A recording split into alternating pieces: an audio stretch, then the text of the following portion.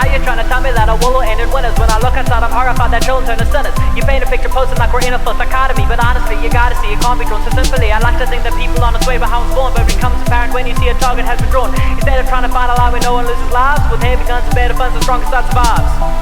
There is no winning. I'll say it again, there is no winning. When the only outcome involves thousands dead and even more displaced, how can you say anyone won?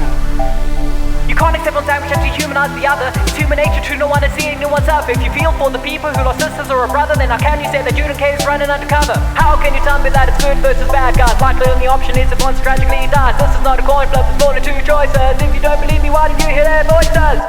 I think we can solve this conflict. I believe that there will be peace. You do have hope. Yes. There is corruption, there is failure, there is lack of leadership, but this is not the time now to blame anybody. This is the time to get unified. The amount of suffering don't justify the cause. You know it is messed up with us as broken laws. And while the world is waiting on a ceasefire or covenant, it's time you learn the difference between the people and the government. The government's the one that caused the shot, it's not civilians. You can't pretend that they would all agree, there's bloody millions.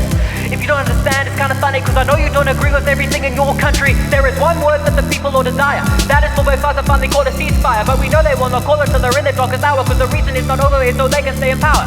If you pick a side in reality, what will happen is that fighting will continue and the war will gain more traction, as instead of validating, please you're validating, kidding. Cause in theory you want to save lives with really blood and spilling. Claiming that one side is worse to make the other innocent. The lesser of two evils is still evil as the militant. Stating that you need to murder people's not a necessity. You don't need Einstein to realize it's not the remedy. There is no solution that's as simple as a sentence. Most of the people that you're angry at are really the descendants of a different time, a different place, a different way of thinking. How's it fair to punish them when they've not done anything? Look, I know of the importance that it is to educate. The moment that you take a stance, someone will retaliate. You don't really understand the lives that it impacts when you only look at one side and not all the facts. It's delusional to think we can end it in one day. Fighting for a side and not for peace will only delay a resolution for the people in a time to die when all lava can be stopped with a simple ceasefire.